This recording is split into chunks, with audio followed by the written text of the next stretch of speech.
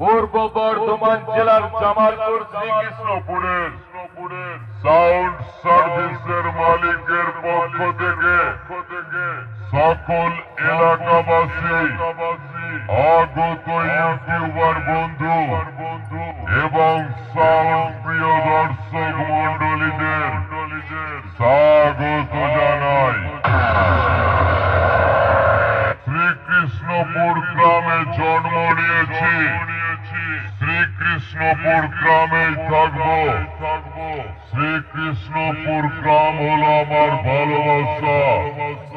Mic কম্পিটিশনের ময়দানে পূর্ব বর্ধমান জেলার জামালপুর শ্রীকৃষ্ণপুরের সাউন্ড সার্ভিসের মালিককে সবাই বলে এলাকার বাদশা।